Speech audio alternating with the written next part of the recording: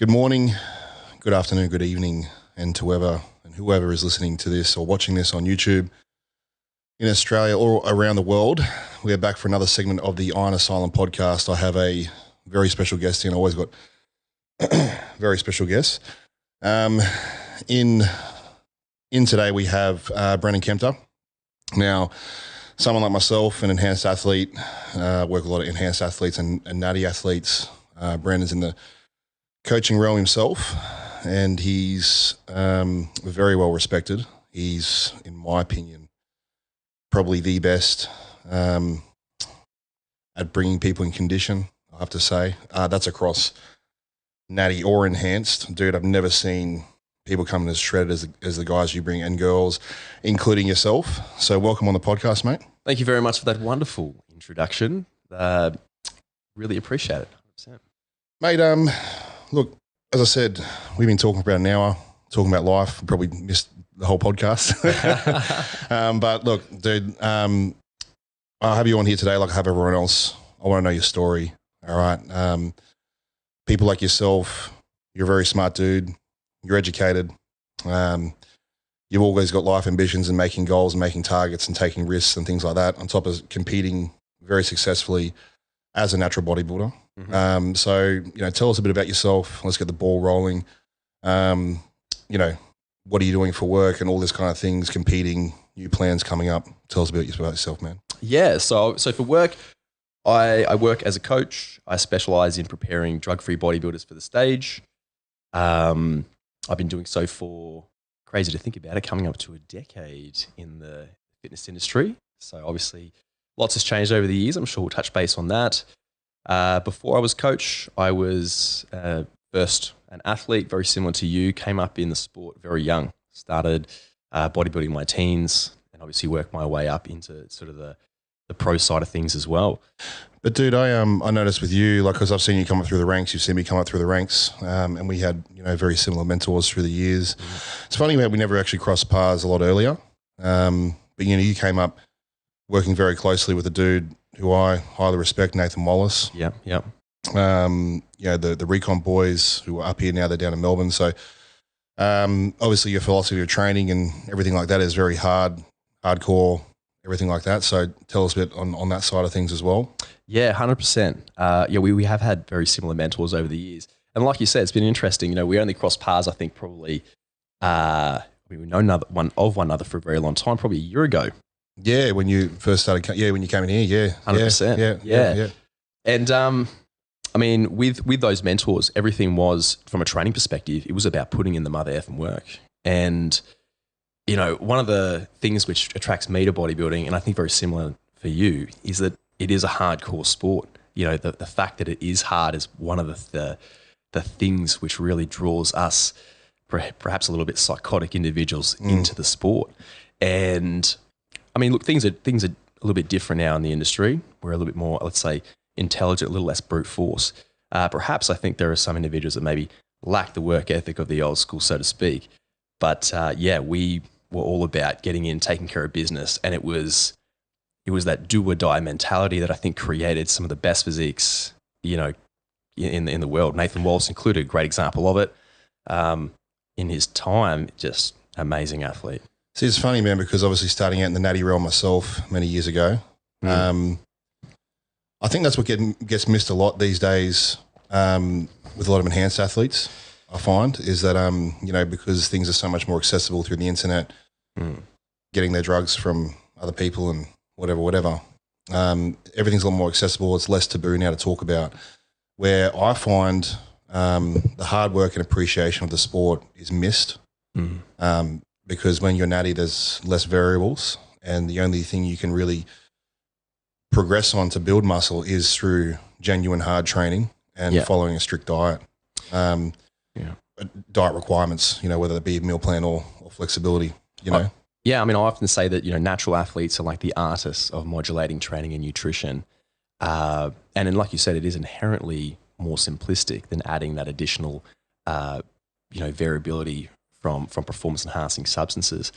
And, I have respect for both ends of the sport. I think it's amazing just to look at how far you can push, the body with pharmacology, great training, work ethic, time, etc.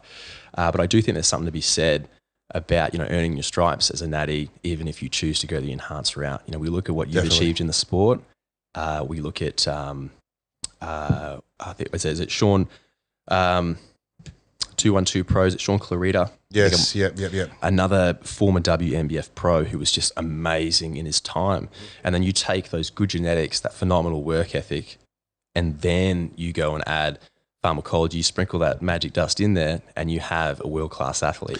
And look, people are talking today about like a lot of ex-enhanced pros, big names are saying, you know, to steer away from gear and things like that because it's dangerous, etc. Which I totally get their side, because they're talking about the young guys that I'm talking about now that are just kind of coming up through and just starting things for the sake of starting and not understanding the foundation of what people like you and I have done. And the problem is with these guys, they're pushing the drugs, they're pushing this, they're pushing that, when they should be pushing in other areas which are far more beneficial, in my opinion. And I don't think you really have to push the envelope as far as on the drug side if you know what's needed, which is the training and diet, I believe. You know, as you said, these are enhancing your performance, but they're not the be all and end all. Yeah. One thing the viewers would love to listen to is obviously, because we got a Jedi Knight versus the Dark Sith Lord, right? So let's talk on that, man. Yeah. Look, I've got a few, because look, man, I follow your stuff. I love your stuff. You know, I know you're a fan of my stuff as well, so we bounce off each other a fair bit. And, you know, look, a lot of people on social media can portray things a certain way. And sometimes they read your stuff and they'll come back and say, you know, they'll message me and say, oh, what's with this Brandon guy? How come he's, you know, discrediting us for the hard work we put in? Or why is he saying that, you know, it's a lot harder for natties and all these things? Well, I see through that. I could probably understand the way they're reading it, because they probably don't know you as a person. But dude, you're a very humble dude. You give people a lot of time, and, you know, you've never come across judgmental to someone like me. No, you know, so, you know, explain your theory behind things. And, you know, you have put up a few posts lately, which I've found very interesting, you know, but, you know, as far as getting in condition, because, dude, look, let's be real. As I said, you're probably, in my opinion, the best coach I've seen for coming in condition with all, I'm talking just sickly conditioned, you know. You know, I'll say, you know, all your guys they come in more shredded than someone like myself as a pro bodybuilder, right? Well, so, you know, you're obviously doing something right. Maybe you have some secret formula that I don't know about, and I'm trying to get out of you today. That's actually why I have you here, right? But, well, you know, tell us about it. Like, tell us your point of view. What's, you know, just going on the last few posts, anyone obviously can follow Brandon through his Instagram and have a look at what we're talking about. But, yeah, explain to him a few things. Go for it. Yeah, well, look, as a start, I really means a lot to know that the work of the athletes that I had the pleasure and honor of working with is noticed. And look, from the natural and enhanced side of things, I know the post you're talking about. And look, I'll be honest with you, you know, I definitely am not someone that likes controversy. So every now and then I'll put out a post and it's taken as a bit controversial. And to be honest, I'm just not that person that loves that sort of attention. But when it comes to the natural enhanced side of things, you know, I have huge respect for both ends. Huge respect. And I think that the enhanced side of things is wonderfully fascinating to look at how far we can push the human form. That truly fascinates me, despite the fact that it's not my personal forte. And I kind of look at it like, and I've used this analogy a lot in recent, I kind of look at it like two different kind of like races within the same sport. For example, if we have like car racing, we have like V8 supercars versus Formula One. Right, Formula One is the enhanced side of things. Like, we have an expectation that Formula One racing is going to be extremely fast. V8 supercars is fast too, but it's just not as extreme. So it's like those two separate pieces within the same. Like, it's still bodybuilding, but enhancement by default is going to mean, hey, like, we're going to get a lot larger. So I have respect for both. I just look at it as like two separate pieces. And, you know, my choice to stay natural kind of stems from the mentors that I had early in my career that showed me where the ceiling is. And, you know, for me, that's, you know, that's my forte. It's to the population I primarily work with as well. So, you know, why is it as a whole though, right? Even amateur shows, man, like natty guys just tend to come in more peeled. in my opinion, from what I see. I see these natty guys come in, I'm like, fuck me dead, man. Like they're shredded to the bone, you know. What is it? What is it? Is it the fact that, you know, these guys started out on the gas, so they're relying on things when it comes to getting in that nitty gritty, dark, deep hole that you got to kind of go into that you're not used to that? Is it a genetic thing? Like, are you lucky that you just have guys that have good genetics that can get shredded? You know, like what's the, look, it's hard. What's your interpretation on it?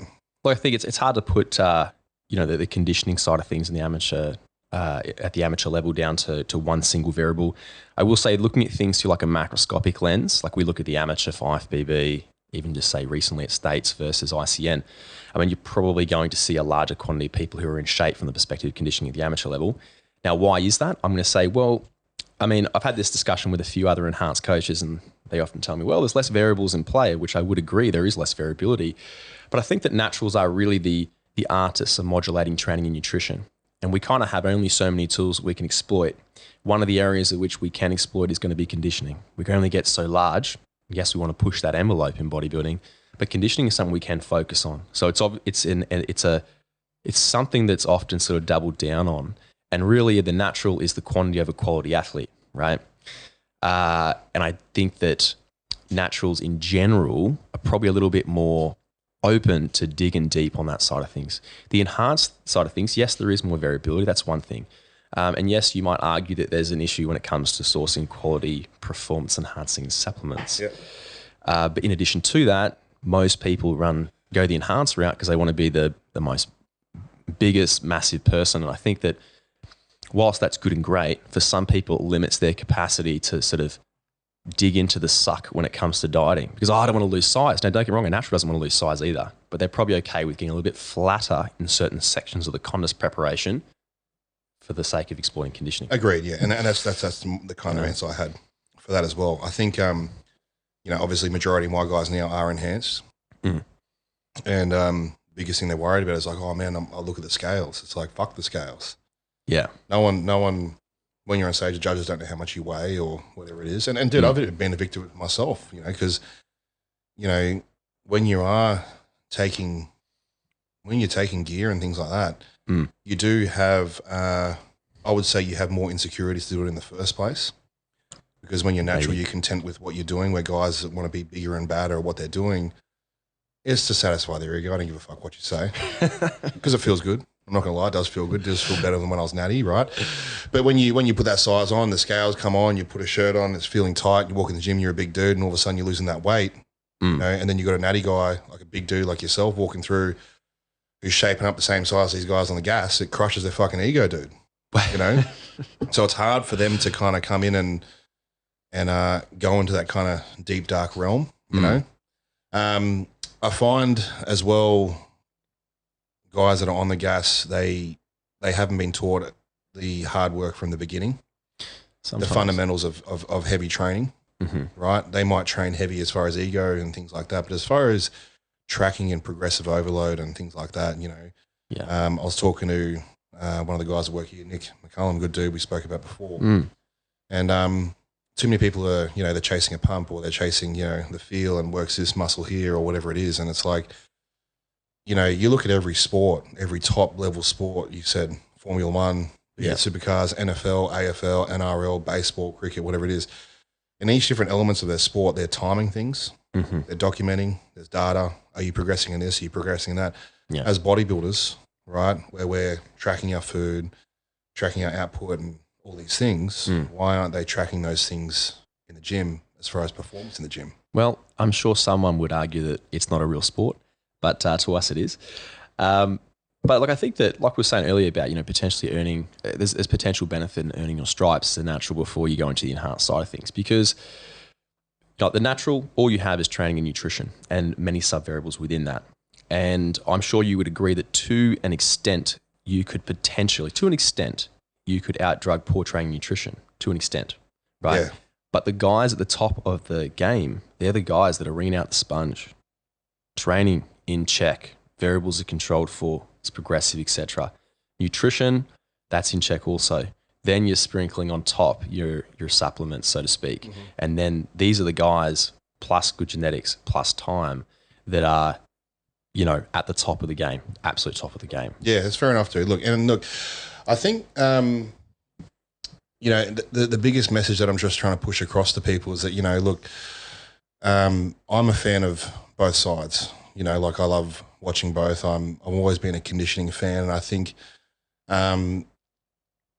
both have their positive and negatives in both sides. Yeah. Right. But is it harder to get in condition as a natty or enhanced? Like, have you worked with a lot of enhanced guys before? Very seldom do I work with an enhanced athlete, and that's probably a few reasons. One is I'm very honest with regard to informing anyone I work with where my expertise, is. My background is in exercise nutrition science, not specifically pharmacology. Hence, I can't steer the ship on that side of things. On the rare occasion that I've worked with someone who is enhanced, it's very, very basic. So yeah, and then on top of that, most people of whom are enhanced want an enhanced coach.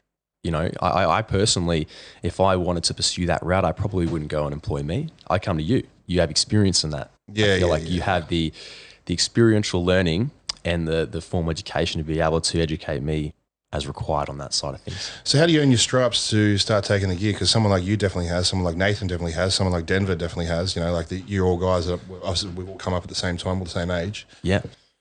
As I said, I shifted to the dark side. Yeah. Right. So, and I've done amazing. Well, not yet, but I'm happy with how I'm going so far. But with you in that regard, your personal choices for health reasons or career reasons or just your personal choice, like why someone like you, right? Because, speaking here right now, I'll say it in front of everyone right now, my physique, if I kept going as a natty and came up and kept versing you, I wouldn't beat someone like you. You've got better genetics than what I do, right? Someone like Nathan, Denver, like you guys all have fucking superior genetics to what I've got, right? I've just got a small waist. That's about all I've got, right? But you guys definitely have that. And when I look at guys like you, I think, fuck, sport's missing out on guys like you, because I'd love to see someone like you come in as peeled as, like, say, Branch Warren and all those guys, but with the nice shape that you got, So how come you haven't gone down that path?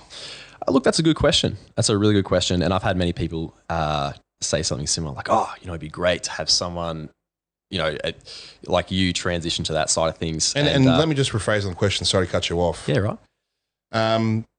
I've been in the situation before where I'm like, fuck, which way do I want to go down? And it was a hard decision for me to make. I was worried about getting judged by my family, Yeah. Now I'm doing things like a daughter. There's health, reasons as well, where that scares you a little bit. Yeah. Although I've been smart with things, it's still in the back of your head. Yeah. You know what I mean? So I'm asking from all points of view as well, not just in the way that, why don't you take drugs? Give me the insight, what process through your head, because I'm sure there would have been times where you probably were tempted or curious. Well, let's rewind the clock back to 2013. 2013, I was a teenage bodybuilder. I'd competed in the year prior in INBA as a teen. Walked into that show with no expectation, done very well at the time. Now, if you ask the 17, or actually it was 19 years old, me, where do you want to go in life? I would have said, this is a stepping stone towards the enhanced realm. I want to be an absolute monster. At that time, it's around that time I started working alongside Nathan Wallace, a few of the other naturals of whom were at the top of the game at that time. And that was the time where people were saying that, these guys, Lane Norton, etc., they're all fake natties, right? But when I started working alongside people at that level, it became apparent that there are levels to this game. There are levels to your training. You think you are training hard? There is another level. And really what that done is it opened my eyes to okay, you know what? I can actually take this a lot further than I actually thought I could. And that really fascinated me. So that really was a pivotal point in my career, one. And two, I would say, a needle phobic dude. And I suppose you could say I'm health conscious from the perspective of longevity. Yes, people will say that bodybuilding in general is not healthy. And I would say, well, compared to what? Anything extreme is not healthy, but our goal is to do it in the healthiest way possible. So really my desire to stay naturally stems from that. I really know that I could take it quite a distance. Even in the advanced stage of my career now, I still feel like, you know what? Yes, I have a reduced result per unit of effort investment, but I'm keen to take it as far as possible. Yeah, I get that. Okay, so how do you monetize in everything that you're doing, right? Because right now we know bodybuilding, as bodybuilders, we're broke if we're just bodybuilders, right? Everyone thinks, oh, if I turn pro and I become an IFBB Pro, I'll start getting sponsorships and I'll start making money, which is just complete bullshit. I'd say there's a higher possibility of making sponsorship money in IFBB. Natural bodybuilding is just never going to be approached with the same level of respect. But I think in general, dude, bodybuilding, there's plenty of natty guys making shitloads more money than guys that are enhanced. Like it's Maybe. I think it's how you leverage through the sport into your own business, and I think you do that really well. I think you hold a great team camaraderie as well, where I find your following within your athletes and your team. That's the shit I try to mimic here at Iron Asylum. Community, love it. Building the community basis, and it's cool. You want to turn up. I come from a sporting background myself, and I miss being in a team environment. Yeah. You know what I mean? So with you, tell us your background of your working career and things like that, and how you kind of decide to move into coaching and actually make some money out of it, because there's people watching this. Yeah. And this is actually I still like to understand the background of some people and their story, but people are sitting here right now and they've got a full-time job. Yeah. Once upon a time, I finished a civil engineering degree and I was sitting there saying, what do I do? How do I go into this realm? How did you make that plunge? What were you doing before this, and what spiked your idea to get into coaching, and how did you make money out of it? Well, I will say that being a personal trainer was essentially my first real job. That's awesome, man. Yeah. Cool. Prior to that, I was I'd make some coffee at a local cafe while I was studying, on a very part-time basis. Yep. I was blessed with the opportunity, after doing a basic sort of 3 and 4 in fitness, to work at a personal training studio, and that was sort of my intro to, I suppose you could say, the fitness industry as a whole. It was about a couple of years later where I started to really get into bodybuilding.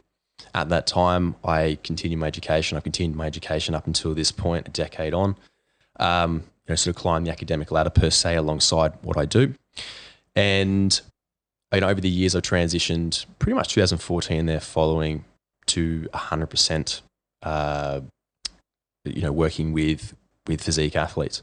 But say, look, like leads, clients staying on board, clients come and go, like doing that shit from an early age, bro. Like I never did it because I always saw big name PTs at, when I was training at Fitness First and shit. And I'm like, fuck, I'm never going to be like them. I never believed in myself. Yeah. Where I was good at maths. So I'm like, I'll just go do a TAFE course and then get into that, and then which gets me into an engineering degree, and I'll just make some money, until I realized you never make money if you don't have a passion for something. So I realized that in my late 20s, and now I'm doing what I do now. But, how did you just come in and just say, look, fuck making coffees. I'm going to come in and start doing this, right? Which is cool, man, because I didn't have the balls to do that. See, I think a passion, this is a passion-based industry. If you don't have the passion for it, you have no place here. And yes, you could come at it from the perspective, as you mentioned earlier, like, there's 1,000,001 people doing this. Well, I would say that in any industry, there's 1,000,001 people doing it. You could be someone who wants to start a cafe, and there's 1,000,001 people doing it. For the right person, there's always a business in that, right? And it's a very unconventional living we make. I think we were chatting earlier about, when I told my father I wanted to study what I eventually pursued in our industry, a decade later, he said to me, I'm proud of you, son. I really didn't think you had any future in what you're doing, but you've proved me wrong. It is very unconventional. Now, in my scenario, entering the sport, or entering rather the industry, I suppose it was perhaps a little less pressure compared to what others have, in that I was 17 years old, entering the sport. My family lived out in the country, so I had to move closer to the big smoke, so to speak.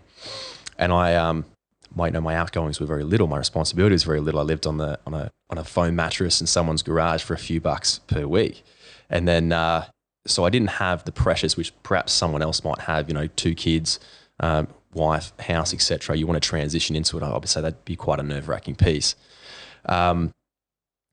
But again, it's a passion-based industry, and for the right person, there's always a place for them. How did you tell your parents that you're going to compete in the G-string if you're from the country?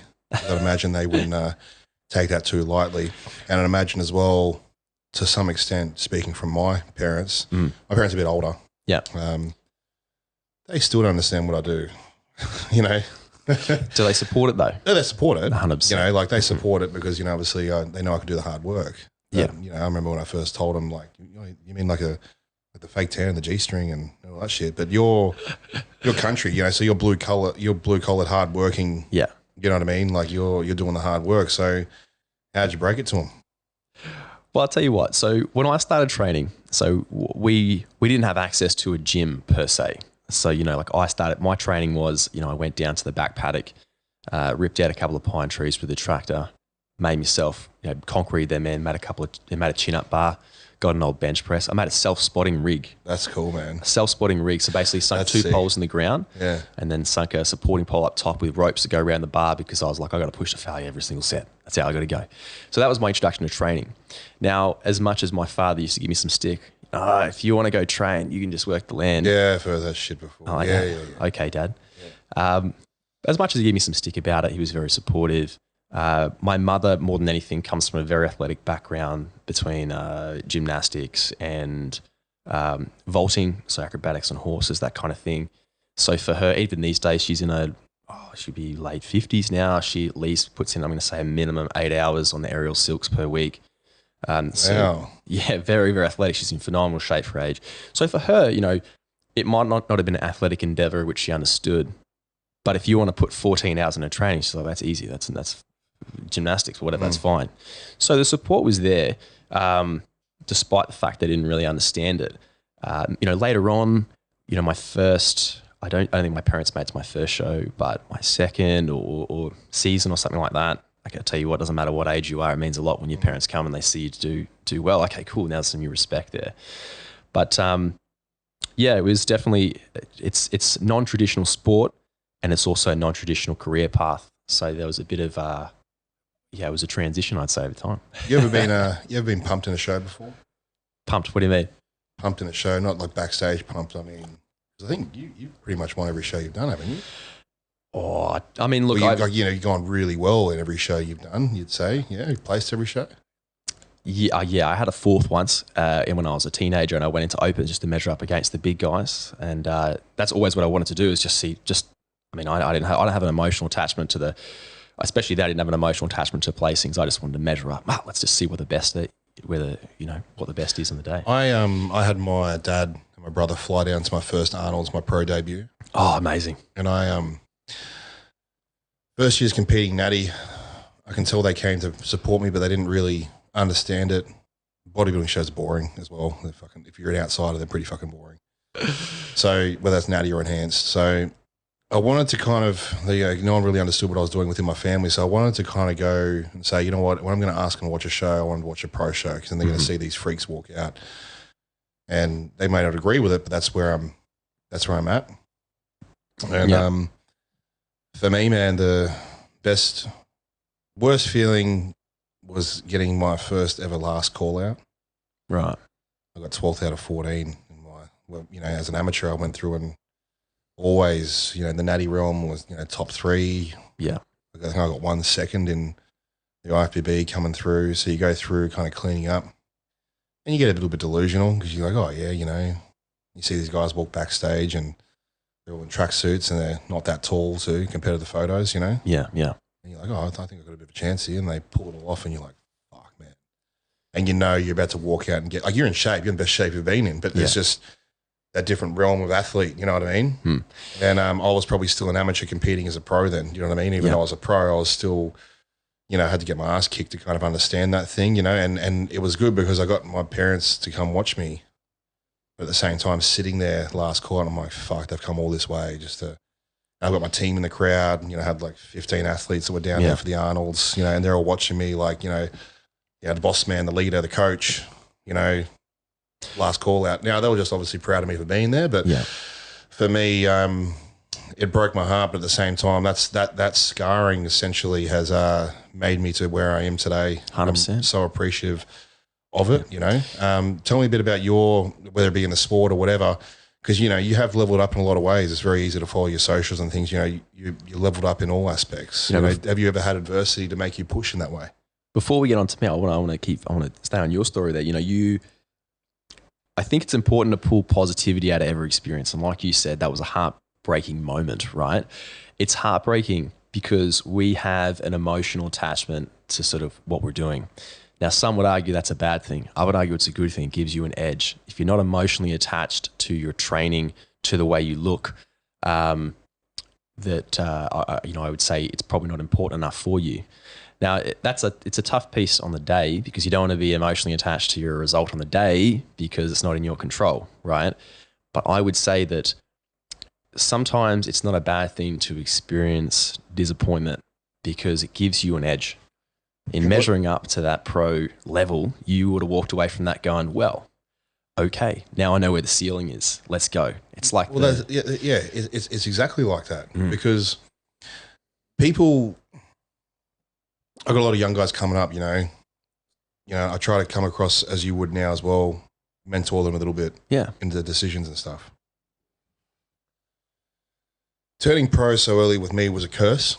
It's not always a good thing. It's a fucking curse, man, because you come through, clean up, I remember when I turned pro, I beat arguably probably the best bodybuilder in the country right now, Aaron Pilates. Right, yeah. So you think I'm worthy because he's a top dog. Yeah. He still is, and you think to yourself, you're like, yeah, fuck yeah, like, okay, I'm making progress, and I haven't sat here today and brought up any other win that I've had or whatever. I've only brought up that show because that's the show I think about now when I train. People don't use negativity to their advantage as such. Yeah. Which I think you should be. I think negativity is one of the best things to use to fuel your fire. If you see me training in the gym, a lot of times I'm talking to myself and people can get kind of sidetracked and think, oh, you talk to yourself quite negative. You say that you're shit or you say you're worthless or you say you're this. And I go into some deep, dark realms and say some horrible, nasty things to myself. Things that, if you said it to me, I'd probably fucking knock you out. Like I'm talking deep, dark things that no one even knows about, and I say these things to myself because I'm not actually saying it to myself. It's a voice in my head. Yeah. And being the competitive person that you are, if I said to you right now, look, dude, you'll never beat me because I'm on the gear. If we verse each other in a show, I guarantee you'd walk out of here and go, you know what, fuck him. You might know the answer, but you're still going to train even harder to try and beat out an enhanced guy because he called you out. When someone tells me I can't do something, do it. That's the biggest thing that I'm coming at. I remember when I was first year in my degree, I saw a couple of girls in my grade from school that I hadn't seen in 3 years because I did 2 years at TAFE. Yeah. And I go, oh, what are you doing here? And they remember me from school. I was in a lot of trouble back then and nowhere what I was like today. And I said, oh, I'm studying engineering. And they laughed and they go, no, seriously, what are you actually doing here? They didn't mean to offend me or, and I wasn't offended. I'm like, oh, no, I just played as a joke. But I fucking kept that thought in my head. And that's probably why I finished the degree. Because every time I got hard that I wanted to quit, that's what I thought about. I think coming off negativity and using it to your advantage is what people are a bit sensitive to, and I think it gets a lot of misplay because the delusional factors are everyone's going to tell you look good. Yeah. But the harsh reality is there's always going to be someone a lot better than you. Possibly, yeah. I mean, look, just to speak to the two points you mentioned there, just to rewind a little bit, you were talking about turning pro earlier, early in your, turning pro being a bit of a curse. I do agree with that. I've had athletes of whom turn pro in their first season, and I don't think it's a necessarily good thing because maybe they're not ready for that. And basically it means that they're stepping in the bottom of the food chain in the next level of the sport a little bit too early, which means sometimes they lose the joy and they fizzle out earlier in their career than they should. So I think earning your stripes is a good thing. I remember coming into sport and being like, okay, I had a 6-year plan to turn pro. Achieved a bit earlier than I'd planned, but at the time, there was only 2 pro cards in INBA handed out per year worldwide, right? So there was a bit of a different game. So turning pro is great, but maybe not super early in your career. And then speaking to the second point you were talking about, using emotion in the gym, I think, and this is getting a little bit philosophical, but I think that when it comes to training, tapping into your emotions is incredibly important in real time. Each emotion brings with it, you could say, like energy, right? But negative emotion brings with it the most mother effing energy. So for some people, getting into, a negative mindset might in fact be a good thing, person dependent. Just the example like Nathan Wallace, man, one of the most intense trainers I know. He's not outwardly intense is not a guy that screams at the weights, but he's internally intense. And I know the process, and I get a lot of learning from watching other people train. What goes through their head? And I just love watching other people train, through video, whatever it is. But he's super intense, and I know he uses a lot of negative emotions to bring out the best in his performance. Generally happy guy, but it's that sort of like transiently dipping into that emotional pool to leverage the performance in the set and then move on. Here's the difference in negativity though. When you've had a bad day and you're pissed off, right? That's not the negativity you want. No. It's a very kind of grey area. That's not the negativity you want. That's how I get injured, because you're thinking about that. It's a transient while piece, you're trying to train heavy because you're pissed, tear something. And every time I've torn something, 90% of the time, it's been because I haven't been focusing on the subject at hand, right, or the task at hand. Whereas if I'm training and I'm about to go for a PB, whatever it is, and I'm feeling good, and as soon as I'm like, all right, well, I'm going to put an extra 5 kilos each side. All right, okay, let's try this PR, right? When I put it on, it's not let's try it. It's like, fuck, you're not going to get that. There's no way you're going to get that. And I start really talking myself down in that way, so then I kind of fight against it. Yeah. So I think, you have to kind of understand which negativity you and I here are talking about, because if you've had a fight with your missus and you're broken up and she's left you, that's not really the negativity you want. That's true. I think that I would define lifting as very controlled aggression. Like, you have to be an intense with it. You have to come at the bar with intense energy. You can't just like casually walk up to the deadlift bar and decide, you know what, I'm going to do this. No. You got to have intensity. But there is, and I'm sure you're aware of the inverted U theory of peak arousal, where if you're under aroused, performance is subpar, and if you're hyper aroused, then it's not good, right? This is essentially what we're tapping into here with our self-talk per se. See, so people, yourself, you're a very calm dude. Sometimes. Right? I train with very high arousal. I need to be in a position where I feel like I could stab someone repetitively and feel good about it. That sounds very bad. In order to get like the leg press out. Like I used to. But here's the thing. So I'm trying to say, someone like you, Nathan Wallace, I can say Will Crozier as well. Yeah. These guys outside the gym, including myself, I think I could speak for everyone here. Very calm, cool cats. I've never really seen them angry, never really seen them have a bad day, never seen you on a bad day. I'm sure we all have bad days, but you tend to deal with things a lot better too. When it comes to a bad day, no one ever notices that you are actually having a bad day because you leave everything in the gym. Yeah, I'm going to say you're efficient, right? From an evolutionary perspective, we are designed to be inherently lazy, energy efficient, and basically operate in a manner that preserves our being, only upregulating sympathetic arousal when it's absolutely necessary for survival. And we know that when we're in the gym, we want to increase that sympathetic arousal. We want to get amped for each individual set, leverage the performance. Outside of that, it pays to be calm. If you're calm, you're allowing those parasympathetic drivers to kick in, rest and digest response. You're able to optimize recovery. If you're persistently perceiving your environment as threatening and you're a stress head per se, it's very likely that it will impede on your recovery from the good stress in the gym that you want to recover from, maximize adaptation. So most of the people that I know that really compete at a high level are indeed those sort of people who are really intense in the gym, and then outside of that, they're able just to be pretty relaxed. See, guys on the gas, right, they do have the advantage because from personal experience, there is certain drugs you take, which is probably why I don't party like I was in my natty days, because I do get a bit of a euphoric feeling with certain drugs that I take when I'm in the gym. It can enhance your mood. Right, yeah. If you have just a basic high testosterone, you're going to feel a bit better. The natty watchers that are watching this right now, it's harder for you in that way. Sometimes, sometimes it just takes that right lift for me, when I'm having a bad day and I go, fuck yeah, I'm back. You warm it up a bit and now I can fucking crush it. Yeah. You don't really have that kind of fallback sometimes. Well, I have no comparator, so I can't speak in personal anecdote as to whether it makes a huge difference, but you can. That's a very unique perspective to have.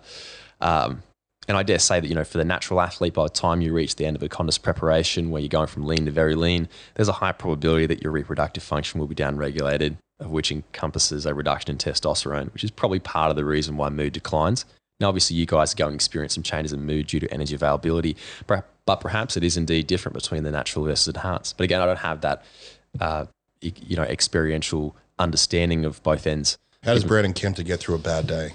Get through a bad day? Because I mean, someone like you, I'm speaking from what I know you as. People say, "Oh, I trained today, but at least I got to train." I don't think that warrants with someone like you. I think someone like you, if you're going in to train, I want to take care of business. You're going in there. Don't fucking message me. My phone's in my bag. Unless you're taking a video to check your form or something like that. You're not on IG. You're not messaging clients. You're not taking phone calls, right? So, on those bad days, how do you switch from one thing to another? I'll tell you what, I'm a bit of a hopeless optimist here. And then I say we don't have good days. We don't have good days and bad days. We only have good days and great days. Because I believe what you perceive as a good day, as a bad day, is someone else's good day. So for me, that's how I like to look at it. Could be worse, right? Now, in addition to that, for me, much like a lot of other enthusiasts of the iron, it's, training is in part therapeutic. It's a source of our results, but it's a therapeutic piece. So I often say that the getting into the gym makes a bad day good day and a good day a great day. That's my time to be present with myself.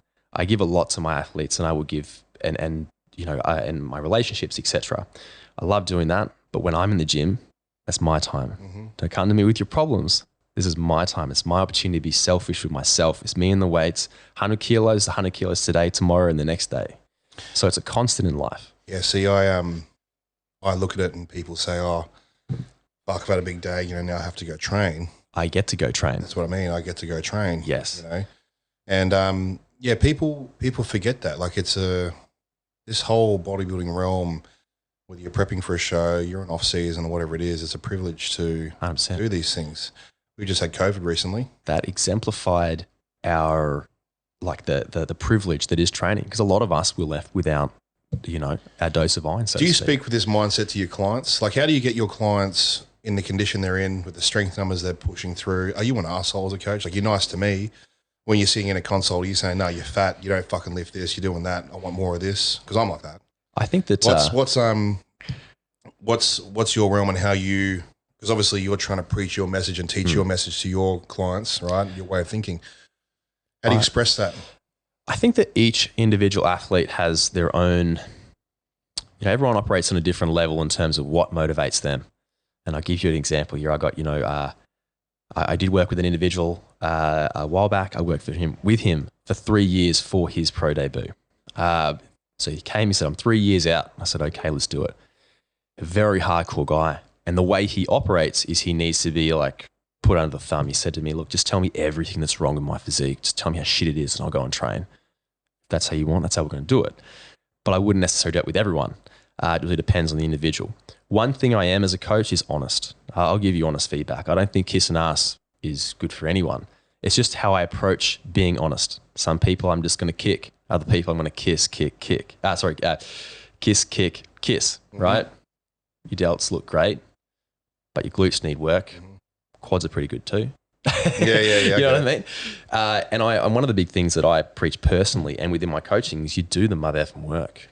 There's no ifs, no buts. Yes, we can be smart about our protocols. Being smart means that your hard work goes further. But being smart with your protocol in terms of intelligent organization without hard work gives you nothing. It's like we actually were talking about this. I think it might have been off air. We're talking about, these days, training-wise, people really love getting into the intricacies of the way they move. I think that's fantastic. Until someone gets so focused on the intricacies of their move, they're not working hard enough.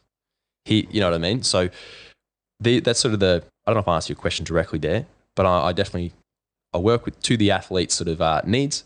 Some people need to be more delicate, but I'm always going to be honest, and I'm really big on putting in the work.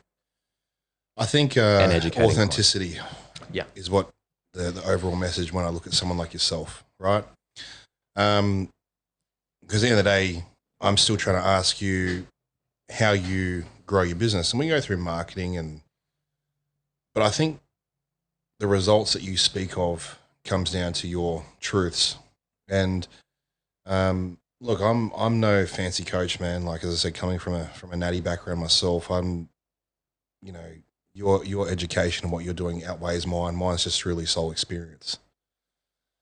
But I think where someone like me is kind of raised to a bar of is speaking the truth. And speaking the truth, if you say to someone, depending on the person, like if I called someone fat, obviously I could probably call someone like you that because you got very, very thick skin. Obviously someone else I probably couldn't, right? You know, like you said to you, the guy that you prepped for 3 years, you could be a complete asshole to him. Yeah. The person that comes in after him, you got to watch what you say because some people take it personally. One thing with the message I try and get across to all my clients is no matter what I say, nothing is ever personal. What you and I talk about in a consult right now, as soon as we walk out that door, I don't want to fucking talk about it again because I'm not holding against you. Like one of the worst things I hate, bro, is when I sit there in a phone consult or a fucking face-to-face, whatever it is, you know, they're not pulling their weight. Right. As far as literally pulling the weight or, you know, following the diet correctly or whatever it is. And they say, sorry, you know, like, I'm like, dude, I'm not offended. You know, like I'm not upset. When I tell you these things, I'm not angry at you. It's like one of the things that really pisses me off because it's like, do you think I'm that sensitive that I would be offended over that? Are you calling me that? That's what I get offended when people think I'm offended is what I'm trying to say, right? So, yeah, I mean, for me, I think speaking the truth is just what it is, you know, and I'm always there to help someone and be there for someone. But if you want the honest, brutal truth, that's kind of, you know, what you're going to hear. Yeah. I mean, here's the thing, like so I know you work primarily with athletes getting on stage and I'm the same. That's the sole population that I work with, right? In the end, when someone gets on stage, judges aren't going to do this interview and go, you know what? I think Sam has a great personality. Just give that guy an extra couple of points. Yeah. Don't give us flying F. They're getting you at face value. And that means that, you know, from a coaching perspective, like there are times to sort of remove that emotion and look at things at face value when you're looking at someone from a visual perspective.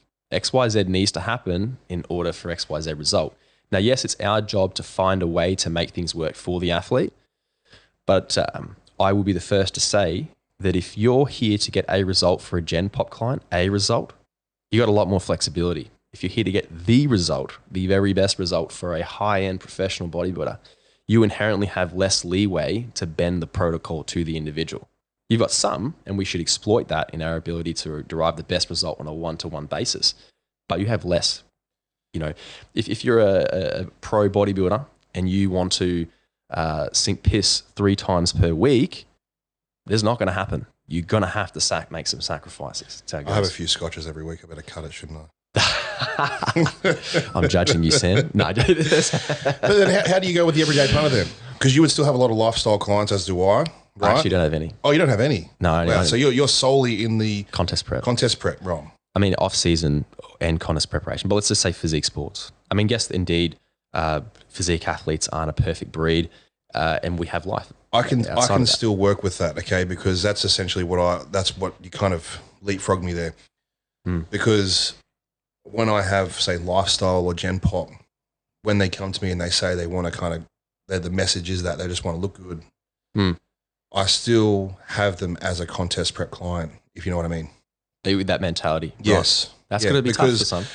Because, you know, I'm not going to get them as peeled as what they are going to be for a show. Right. Or I'm not going to get them as bulked up as what they are in their off season, you know. But I do think that there is a point there where if you give someone a date and time for what it is, you know, like we used to, you know, remember the joke 10 years ago, dieting for stereo? Yeah. But I think for the average person that doesn't want to compete, I still think there's a thing for that. So if they do want to fucking diet for stereo, at least they have a kind of end goal and end date.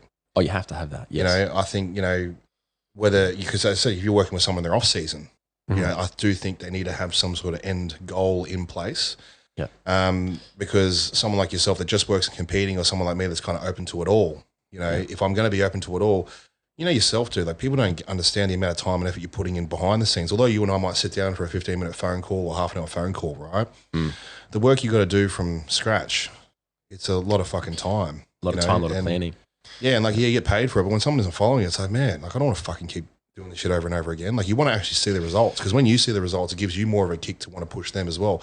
It kind of goes both 100%. Ways, you know? It is a bi-directional, you know, sort of relationship like that.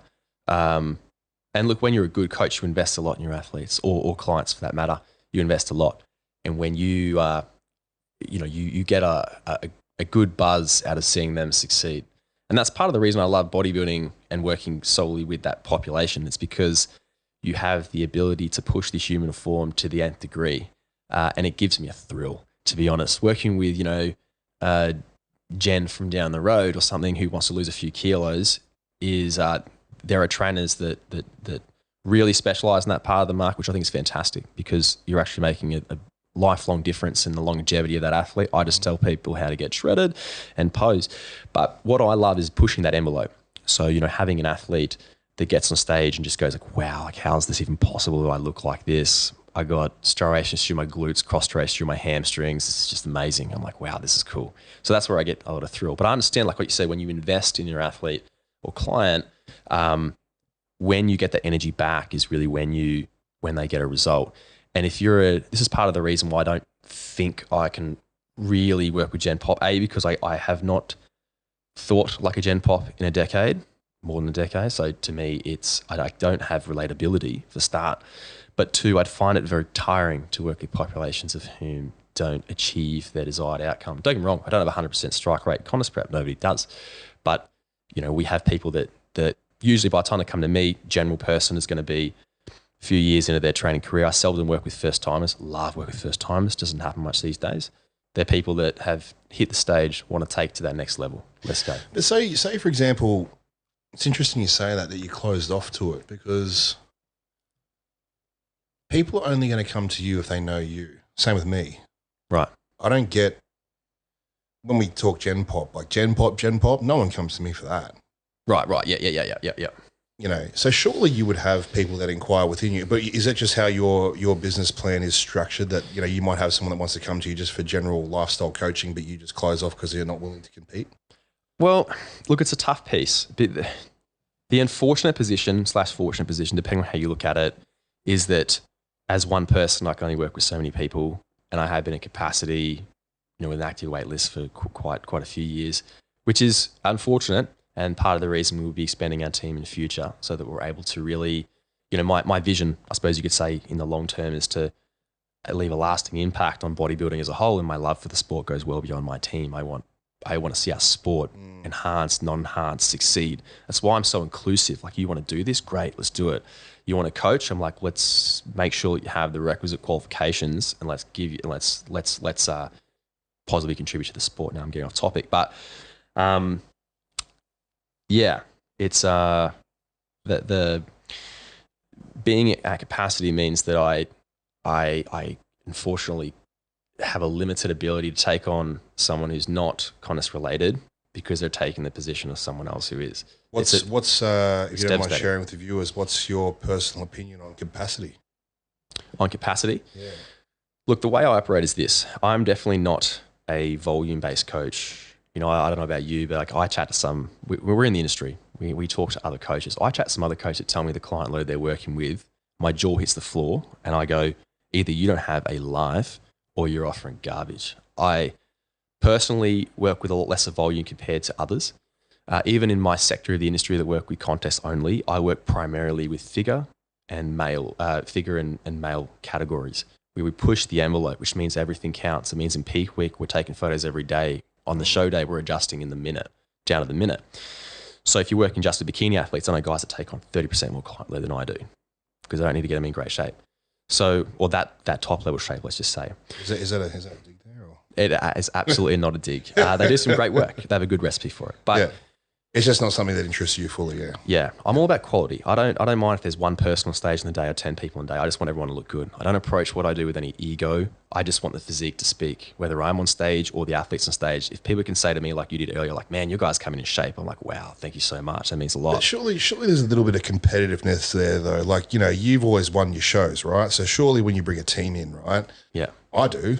I fucking love when I brought 10 people in that last Queensland show and I think I walked away with like 12 medals, 8 of them placed, and obviously all 10 of them looked fucking superb. So, I actually get more of a kick out of that, whether you call it from my ego or self-satisfaction, whatever, than what I ever did winning a show.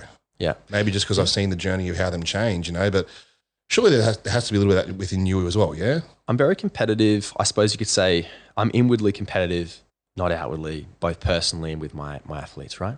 And I'll give you an example. So I often tell my athletes that what we do as coaches is basically, and the way I live my life overall, is I control what variables I can to facilitate a specific outcome, but I accept what variables are outside of my control. It's part of the reason I'm able to be relaxed in life, but high, focus intently on the things I can control, for example, training and nutrition.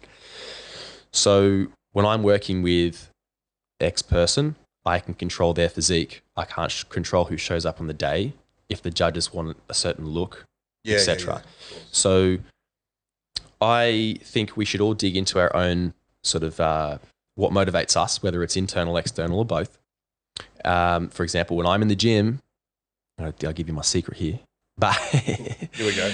When I'm at the end of my set, one of two things goes through my head. Either I'm in the last set of the leg press where my legs felt they're going to fall off. My eyes are probably on the floor in front of me. And I'm thinking, you know what, my competitors wouldn't do this shit, but I will. I love this. Yeah, I love that. Or I'm thinking, I got 4 reps to go. And I'm like, next rep, 3rd place. Next, 2nd, 1st. 1 more for overall. Let's go. I love working like that. But when I get to the day, I'm at peace with whatever happens on the day, because I know in my heart of hearts that I brought my best physique. And that's what I put to my athletes. Like, we can be competitive, but on the day we accept the outcome. If we feel disappointed with the outcome, we use that emotion as our edge for moving forward. We don't accept our placing on stage as the sole determinant of success in the contest prep, because you can't. Very, very similar approach. Pretty much identicals for me. Like I said to you before, my biggest heartbreak was getting 12th out of 14. Yeah. But it was the best shape I ever came in. So I wasn't upset with my performance. It was just heartbreaking. And I'm like, wow, I did my best, and just my best wasn't good enough. But this is what I say to my clients, all of them. Yeah. I say, I've done this shit for long enough to know what a winning physique is. Likewise, yeah. And I'm going to bring you in shape for what I feel is a winning physique. Okay. And if it goes down that path where 3 Ronnie Colemans walk out of fucking, one's in Mackay, one's in Townsville, one's in fucking, Mount Isa, that we've never heard about training in a cave, like you got a home gym, and they just turn up on the fucking day. Yeah. So be it. That's what happened to a guy down in the Nationals. There's a guy from Adelaide. No one's heard of him. He's got 200 followers. He just came out and won the fucking super heavyweight. Crazy. Just arms like Rolly Winkle. I'm looking at him like, what the fuck? Like, this guy, he was just freaky. But my point is, if someone comes out and they beat you, but you looked your best and you did everything right, more than happy. Like, I had a guy come off the Queensland stage, awesome competitor for his age, and he's going to be much better than I ever will be if he keeps at it, right? Right. Walked off stage, got second. I feel he lost through his posing, right? The guy that won, phenomenal poser, great physique. Used to coach him back in the day, still very close mate of mine as well. Yeah. I didn't congratulate him. When he walked off stage, I said, you fucked your posing up. I get all the negative stuff done out of the way. I'm not going to sit there and sugarcoat him. I was like, dude, you fucked that up. When you go up for the opens now, you better fucking fix that shit. Yeah.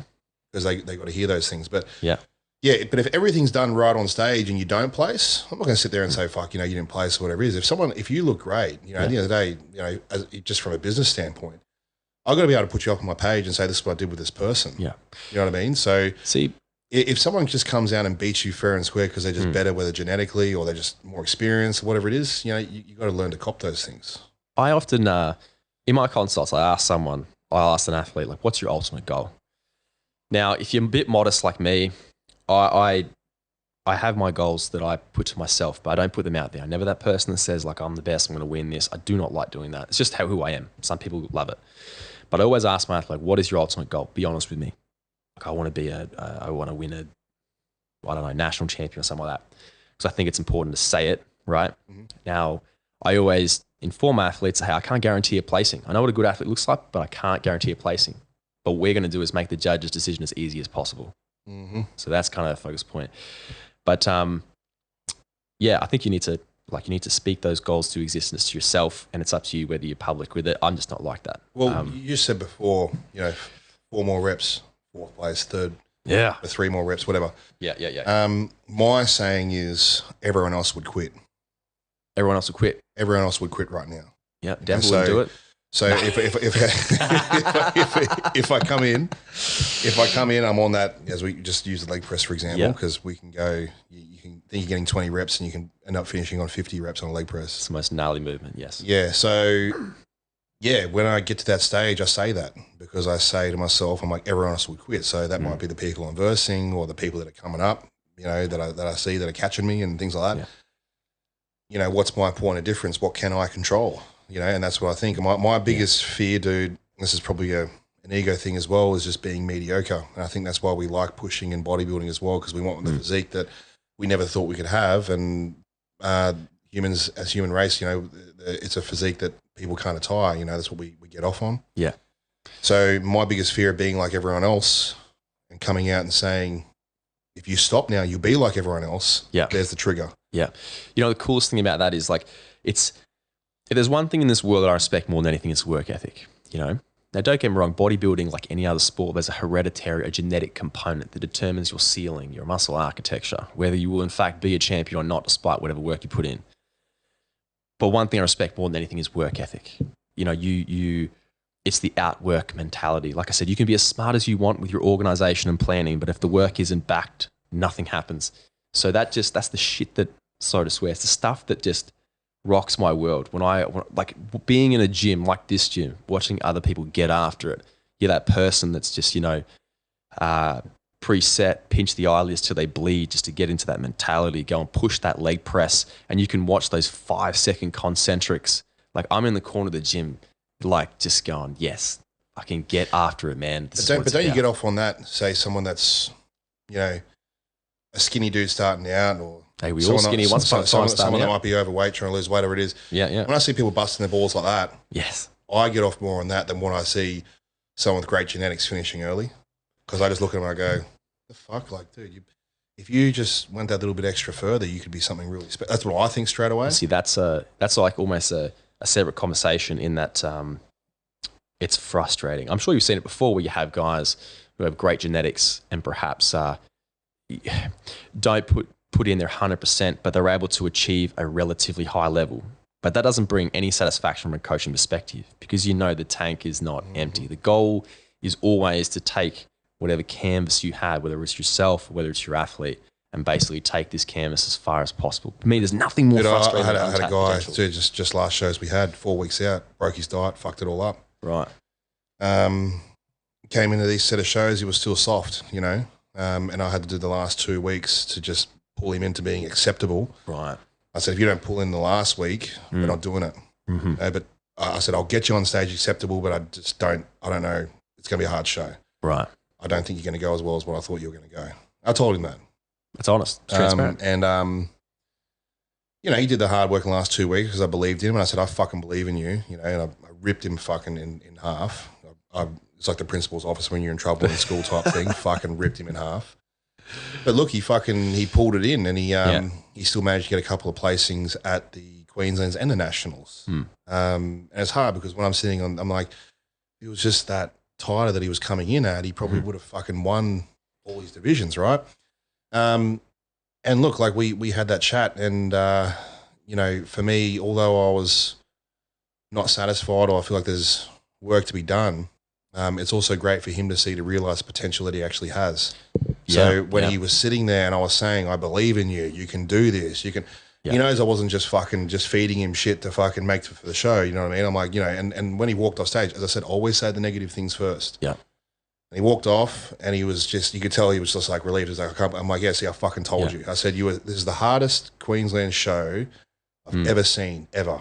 Right. And you still managed to, I said, so if you just put it in, you believe in yourself for next time, you will fucking win this thing. And now, he needed that kick up as more than ever. So look, sometimes we break and we fall, but I think what you're referring to is, when we see someone with good genetics, and they never understand the limit they can go to. That's why I always say I would prefer to be someone like myself, where, look, I don't have the best genetics out there, right? I've probably got maybe... They're pretty good, mate. I'll probably say 60, 70% genetics, I'd say out of 10, right? But I feel my work ethic is what kind of crosses me over the line, where I think what you're referring to is the 9 out of 10, 10 out of 10 genetics. Yeah.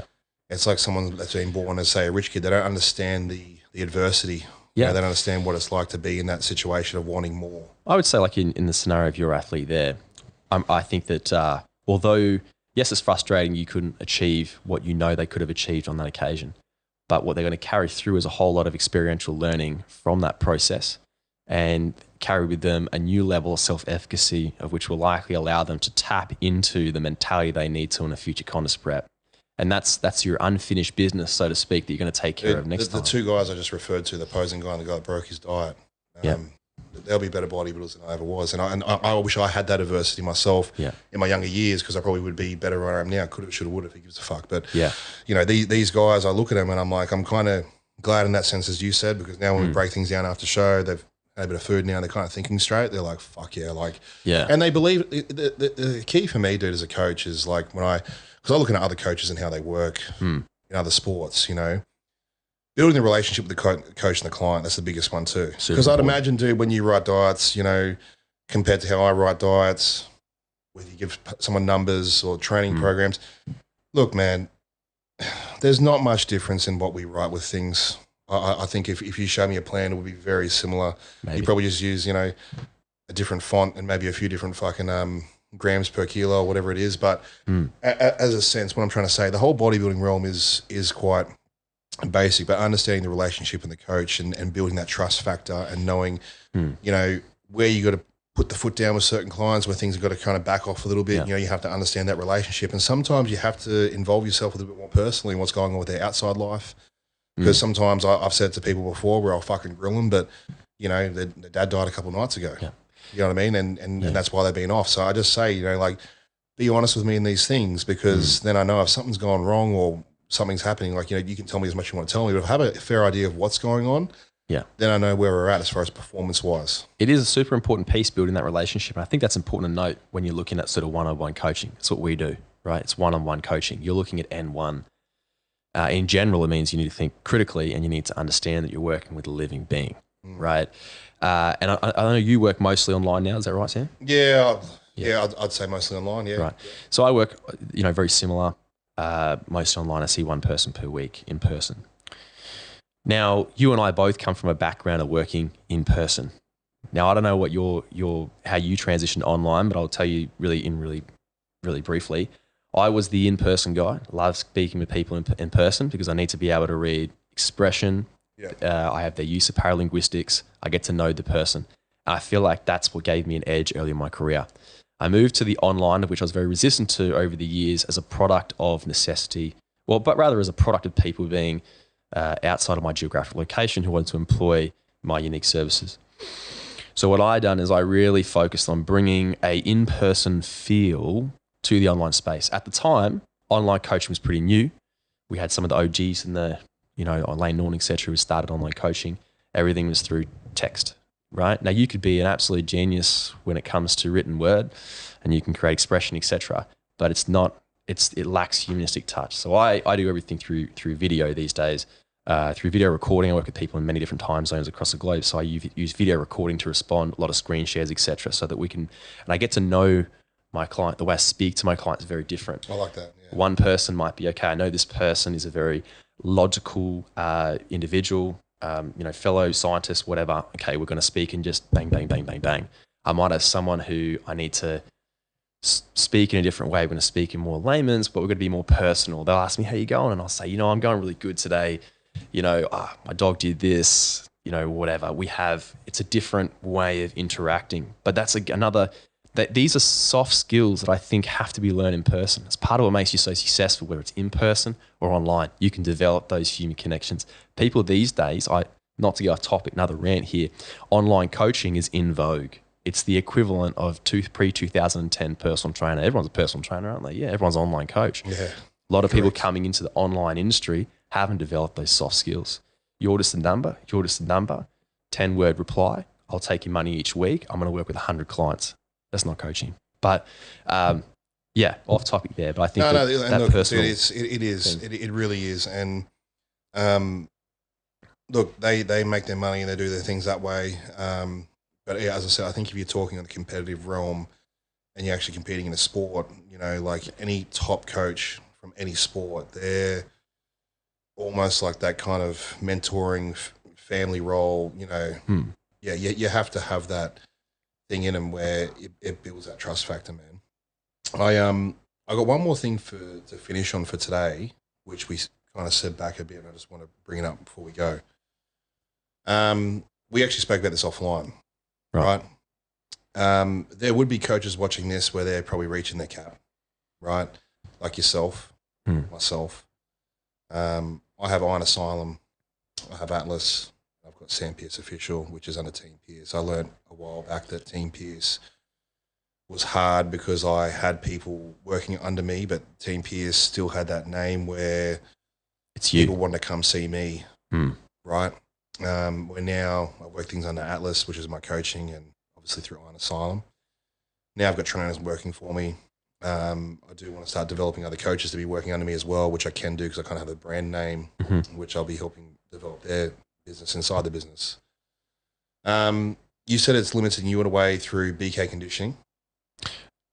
Yeah, I suppose, yeah. Yeah, so how does someone like you get around that, or what's your plans of doing that? Because even for someone like myself, dude, like I'm actually taking advice from you right now, you know, because I'm experiencing the same problem as such because, you know, you put your prices up, people still want to see you. You're the man, right? Yeah. So how would you work around that, or how can you tell the viewers that? Yeah, I mean, look, so my business is BK Conditioning. BK is obviously my initials, Brandon Kempter. And look, you know, basically what we're referring to is essentially that if you want to have others work within your business, perhaps it is wise to utilize a name that is not directly associated with your being. In my scenario, I am still BK Conditioning. We are currently in the process of expanding, taking another coach, so it will remain BK Conditioning. But, you know, in our conversation, it's like, hey, hindsight is 2020. Perhaps I should have called it something else. But is it that? But I guess what I'm trying to say, is it actually that though, or is it something in the past where I look at it, I used to blame Team Pearce, but it wasn't. It was just how I marketed myself through my own business and the other people in it as well. Instead of being my little fucking minions, you know, I go to them because I respect them. And if you trust my name and I respect them, you know, for example, like I got Shane that works for me just doing my PTs, right? Mm-hmm. Part of the agreement is he's got to train me. Yeah. I need a trainer, dude. I get lazy some fucking times. You know what I mean? I like having someone there with a strongman background. He's, you know, great form, learns to push, tears it up. You know, so I think that's the approach there where I used to kind of blame the name, where I think someone like you're realizing now as well that, yeah, you could say it's the name, but I think it's also showing that you are the expert in your field, correct? And you're not pushing someone to the side. It's like, look, you know, you can charge someone like what you charge. You can raise your prices and things like that, like I have, or you can go for someone equally as good and they have a lot more time to spare for it, you know? So I guess it is looking out for the client and just letting everyone else realize that these people out there, you know, like they do have the experience, you know, they do have the drive, they do have the knowledge, you know? How do you find that when someone's working for you, and how do you help with shifting clients towards them, or what's your plan ahead? Yeah, well, I mean, that's really our next sort of, I suppose you could say, step. So I suppose we'll have to follow this up with another podcast. But but look, I mean, it is a process. I mean, look, if you build your business and your reputation on oneself, it's a matter of, I suppose, which I'm yet to do on my side of things, is to, if you're going to take on another coach and you're going to keep your own name, then obviously you need to be portrayed across whatever, you know, medium you put your message out, social media for most, that you are a unified front and that you are a team. Okay, so this is something that, again, I'm yet to do. This is going to be happening in the next few months. But basically, you know, you're a team. Okay, if I'm Team Pearce, I might be like, well, obviously in your scenario you have Atlas as well, but I might be, okay, cool, I'm working with Team, I'm working with Shane. Shane works within Team Pearce, and I know that you know, you guys work together. And as a product of that, you're sharing knowledge, etc. And you will obviously still oversee what's you know, in that role as well. Obviously, you'll still, because like what I do with Shane and plans going forward is, you know, I still like to oversee what's going on as well. You know, so it's not like I'm kind of micromanaging, but you know, I do like to have that kind of presence where I'm still involved within the team. I think we all are a team, because I don't want them just to feel like I'm just shifting them off to Shane and fuck off, I don't want to talk about you, know, or whatever. Yeah. So, and look, you know what's funny, dude, right? Because I still like to PT. I tried not to because it takes up a lot of my time. But truth be told, if I could PT all day, I do love it. It's an awesome thing. Well, you know, I used to PT, say, you once a week. Now they go on to Shane and they're like, oh, can I get 2 or 3 from Shane a week? And you're like, oh, is he a better trainer than what I am? Is he? Was I not good to get 2 or 3 a week? But, you know, like it's good for me because I like to see people building that relationship with someone like him and doing such a, you know, fantastic job. You know, and I guess expanding the team and helping someone now I can tell with you, you're really keen to get into it because you've seen yourself bring up athletes. Now the next challenge for you is obviously, like my position now, is actually mentoring up and bringing other coaches to spread the message to more athletes. 100%. I mean, like you said, you got to, when you build yourself, you back yourself. But when you have someone else on board, you back your team as a whole. And you do that when you're in a position where you're established and confident with what you've brought to your industry as a whole.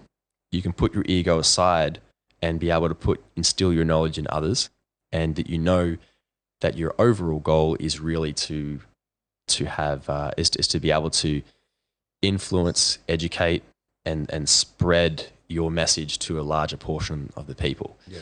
You know, my goal, like I was saying earlier, is, you know, that my love for bodybuilding goes beyond our team.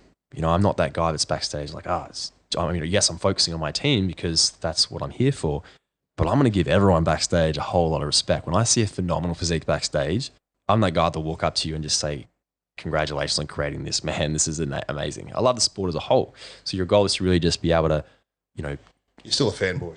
You want to be able to give that to as many people as possible. It's funny, man, because like I see guys coming through and I'm like, I just go up to them. Like, there's a few dudes that have come up now and I'm like, man, I wish I had your physique. Yeah. And they look at me like, what the fuck did you just say? I'm like, no, like seriously, like I wish I had I just love that physique, you know, even just, they're still an amateur, but yeah, you got to give credit where it's due. Like you got to actually, you got to love it for what it is, you know, love the sport, you know, love seeing physiques and, you know, in the amateur and the pros, you know, make it through and rise to the top, man. Look, I'm going to wrap things up. I know you're a busy dude. Appreciate you coming in today, man.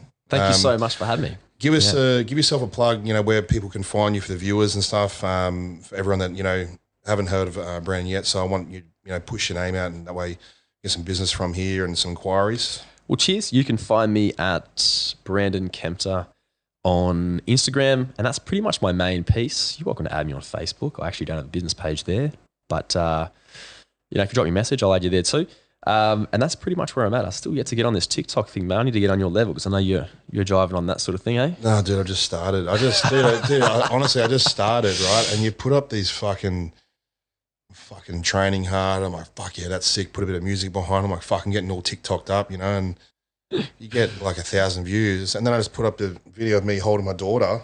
I'm doing some weights and I dropped a weight. I just give my daughter a cuddle and you get 1 million fucking views on it. I'm like, Jesus Christ. You know, so, and I just put it up. Nick was just filming me randomly. I wasn't even doing that. He just sent it to me and I just got, I'm like, oh, that was nice. Put this up just because I've got nothing to post. Just goes fucking viral. So I'm like, so I can't work out TikTok. I can't work out social media in general. That's a different can of worms. But yeah, you'd be good at it, man. You know, you speak well. I think it's cool now where TikTok was kind of going down the, it was originally coming out for kids doing dances and stuff, where now people are, it's like a mini YouTube, you know, there's a lot more exclusive content coming out in that regard, you know, and someone like you speaks well and you're a good looking dude as well. You got hair, which I'm jealous of, right?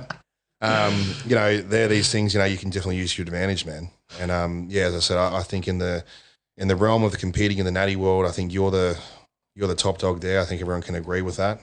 You've got a very intimidating team, you know, which is a good thing. You know, you like the old Mighty Ducks where the Team Iceland come in, they're all wearing black and everyone's scared of him because everyone's like, all right, he's going to bring his team in, they're all conditioned, you know. So except we're actually nice people, you can come and say good day. So of course, yeah, except yeah, you're not the bad guys this time. You just got a very strong front, which is good, man. So look, I appreciate you making the time to come see us today. We had some technical difficulties at the start of the podcast, so I appreciate you being patient. You know, I know you're a busy man, so thank you so much. Thanks for coming on, man, and all the best in the future. Appreciate it, guys. As we wrap up today, as always, you know, please share the podcast. You know, that's my only fee here. I'm trying to get out and teach everyone here the hard work, accountability, and structure in the bodybuilding world, and understanding, you know, the different entrepreneurs and business people that we have come on here, not just in the fitness realm, and how to educate and help push us in these right directions. So guys, share with your friends, help us grow this so I can get more important names like Brandon on here as well. So until next time, we're out.